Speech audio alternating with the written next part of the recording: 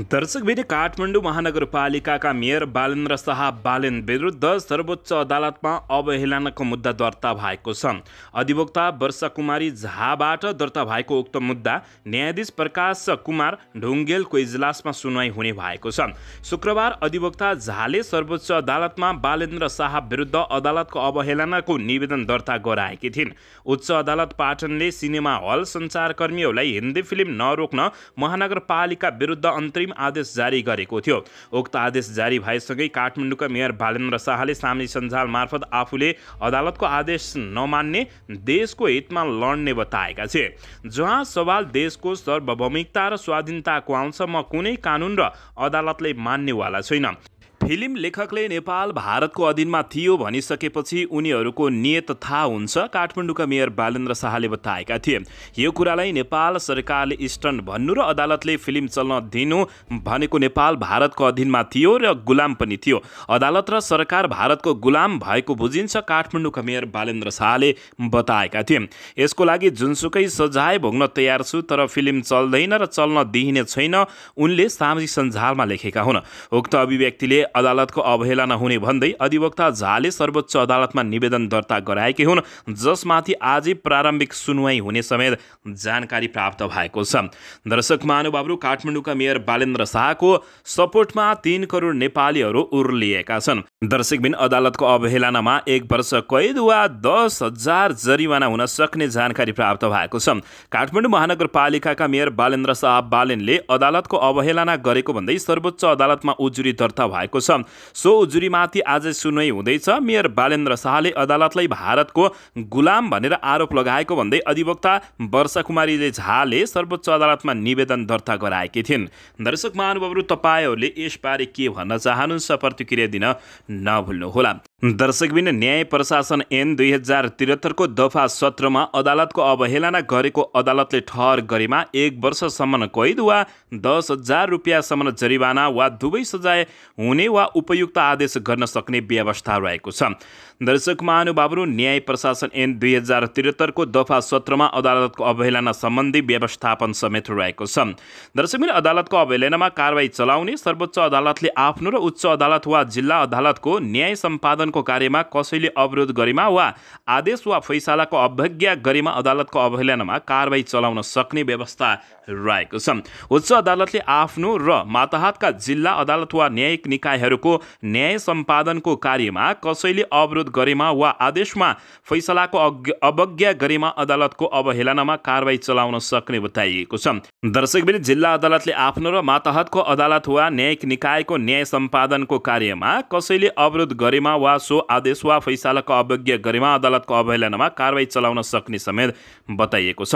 4 मा उपदफा 1, 2 वा 3 बमोजिम कारबाही चलाउँदा अदालतको अवहेलना गरेको ठहरेमा सम्बन्धित अदालतले कसुरदारलाई 1 वर्षसम्म कैद वा 10,000 रुपियाँसम्म जरिवाना वा दुवै सजायमा उपयुक्त आदेश गर्न सक्ने समेत रहेको छ।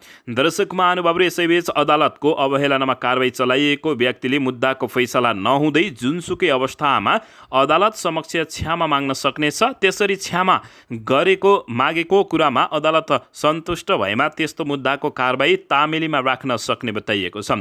यस दफामा अन्यत्र जुनसुकै कुरा लेखिएको भए तापनि अदालतको अवहेलनामा सजाय पाएको व्यक्तिले अदालतलाई सन्तोष हुने गरी क्षमा मागेमा अदालतले त्यस्तो सजाय कार्यान्वयन नगर्न, घटाउन, परिवर्तन गर्न वा शर्त तोकी त्यसको शर्त पूरा गरेमा सजाय कार्यान्वयन नगर्ने आदेश जारी गर्न पाउने सक्ने समेत अधिकार रहेको जानकारी प्राप्त भएको छ।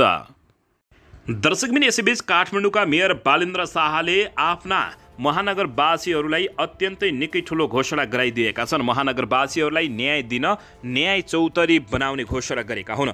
काठमाडौँ महानगरपालिकाले महानगरवासीलाई न्याय दिन न्याय चौतारीको परिकल्पना गरेको छ। महानगरले आगामी आर्थिक वर्ष 2080-81 को बजेट मार्फत न्याय चौतारीको परिकल्पना गरेको हो।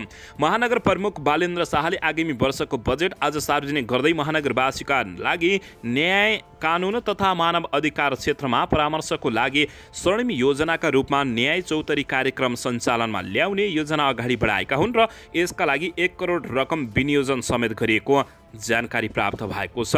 दर्शक महानुभावहरू, काठमाडौँका मेयर बालेन्द्र शाहले एकपछि अर्को गर्दै निकै राम्रो घोषणा गरेपछि यति बेला उनको जताततै चर्चा चलेको छ। काठमाडौँ महानगरपालिकाले शिक्षकहरूलाई मासिक रूपमा तलब दिने घोषणा गरेको छ। प्राध्यापकको पनि भत्ता बढाइएको समेत बताइएको छ। दर्शक महानुभावहरू, काठमाडौँ महानगरपालिकाले शिक्षकहरूलाई मासिक रूपमा अब तलब दिने भएको छ। आगामी आर्थिक वर्ष 2080-81 को बजेट सार्वजनिक गर्दै उपमेयर सुनिता डङ्गोलले हाल चौमासिक रूपमा तलब पाउँदै आएका सामुदायिक विद्यालयका शिक्षकहरूलाई भने अब मासिक रूपमा तलब पाउने घोषणा गरेकी छिन्। महानगरभित्रका सामुदायिक विद्यालयका शिक्षकहरूलाई मासिक रूपमा तलब दिनका लागि महानगरपालिकाले 30 करोड शोध भर्ना कोष खडा गरेको उपमेयर सुनिता डङ्गोलले बताएकी छिन्। त्यस्तै काठमाडौँ महानगरपालिकाले प्राध्यापकको मासिक भत्ता पनि वृद्धि गर्ने घोषणा गरेको छ। यद्यपि कति वृद्धि गर्ने भन्ने बारेमा भने टुङ्गो लगाइ नसकेको अवस्था रहेको छ। महानगरपालिकाले आगामी आर्थिक वर्षमा शिक्षा क्षेत्रमा 1,32,09,33,000 रुपियाँ विनियोजन गरेको बताएको छ। दर्शकबिन, यसैबीच केपी शर्मा ओलीले जलहरी प्रकरणको सुन चोरे भन्ने आरोप लागेको यति बेला जलहरी जाँच गर्न अख्तियारको टोली पशुपति मन्दिर जान लागेको हो। पशुपति मन्दिरको ज्योतिर्लिङ्गमा राखिएको सुनको जलहरी जाँच्न अख्तियार दुरुपयोग अनुसन्धान आयोगको टोली आज अपराह्न 3 बजे पशुपतिनाथ मन्दिरमा जाने भएको छ। जलहरी राख्दा अनियमितता भएको सूचना बाहिर आएपछि त्यसबारे अख्तियारले छानबिन गरेको छ। सांसदमा समेत यसबारे प्रश्न उठेको थियो। आयोगका एक उच्च अधिकृतका अनुसार उजुरीबारे थप अनुसन्धान गर्न टोली पशुपतिनाथ मन्दिरमा जान लागेको छ। आयोगको टोलीले जलहरी नाप जाँच गर्नेछ भने आयोगको टोलीमा खानी तथा भूगर्भ विभाग, गुणस्तर तथा नापतोल विभाग र नेपाल सुनचाँदी व्यवसायी महासङ्घका प्रतिनिधिहरू संलग्न हुने बताइएको छ। उनीहरूले जलहरी बनाइएको सुनको गुणस्तर, तौल लगायतका विषयमा परीक्षण गर्ने जानकारी दिएको ती अधिकारीले बताएका छन्। जलहरीमा 11 केजी सुन घोटाला भएको र त्यसमा कोषकै पदाधिकारी संलग्न रहेको आशंका रहेको छ। 2077 माघ 12 मा तत्कालीन प्रधानमन्त्री केपी शर्मा ओलीले पत्नी राधिका साक्य र सहयोगीका साथ पशुपतिनाथ मन्दिरमा पुगेर सङ्कल्प पूजा गरेर करिब 1 अर्ब रुपियाँ लागतमा जलहरी राख्ने घोषणा समेत गरेका थिए। घोषणा अनुसार सरकारले 30 करोड रुपियाँ दिने बताएका थिए। लगत्तै पशुपति क्षेत्र विकास कोषले सरकारले दिने रकममा 50 करोड आफै थपेर 108 केजी परिणामको सुनको जलहरी राख्ने निर्णय समेत गरेको थियो। दर्शक महानुभावहरू, यदि भ्रष्टाचारी ठहरिन्छन् भने तपाईहरूले तिनीहरूलाई कस्तो सजाय होस् भन्न चाहनुहुन्छ, यसबारे प्रतिक्रिया दिन नभुल्नुहोला।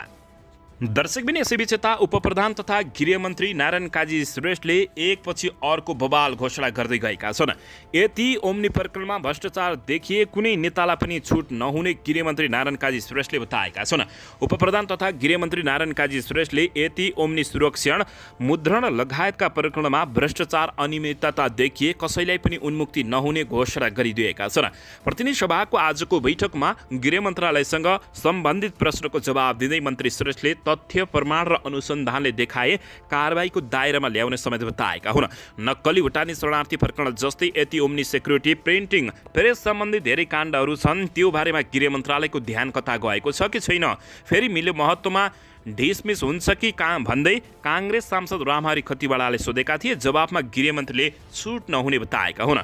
अरू प्रकरणबारे पनि छानबिन हुन्छ कि हुँदैन भन्ने छ। तथ्य प्रमाण अनुसन्धानले देखिए अनुसार अनियमितता छ, भ्रष्टाचार छ भने कसैलाई पनि छुट हुँदैन। कुनै प्रकरणलाई पनि छुट नगर्ने उनले बताएका छन्। नेपाल ट्रस्टको अधीनमा रहेको गोकर्ण फरेस्ट रिसोर्ट यति समूहलाई भाडामा लगाउँदा अनियमितताको आशंका गरिएको थियो। त्यति बेला नेपाल ट्रस्टको संरक्षक तत्कालीन रक्षा मन्त्री ईश्वर पोखरेल थिए भने त्यस्तै सूक्ष्म मुद्रा छपाईको उपकरण खरिदमा 70 करोड मोलमोलाई गरिएको अडियो बाहिरिएपछि तत्कालीन सञ्चार तथा सूचना प्राविधि मन्त्री गोकुल प्रसाद बासकोटाले राजीनामा दिएका थिए। उनको भ्रष्टाचारी भनेर यति बेला उपमा समेत नाम दिएको छ। पछि उनले सफाई पाएको बुझिएको छ। दर्शकबिन, त्यसैबीच कोभिड-19 का बेला प्रक्रिया मिचेर औषधि उपकरण खरिद गर्ने जिम्मा ओम्नी समूहलाई दिएको पोखरेल विवादमा आएका थिए भने त्यति बेला पोखरेल कोभिड नियन्त्रण सम्बन्धी उच्च स्तरीय संयन्त्रको प्रमुख समेत रहेका थिए। दर्शकबिन, यी साँच्चै भ्रष्टाचारी हुन् भने तपाईहरूले यिनीहरूलाई कस्तो सजाय माग गर्नुहुन्छ? कमेन्ट बक्समा कमेन्ट लेखिदिनुहोला।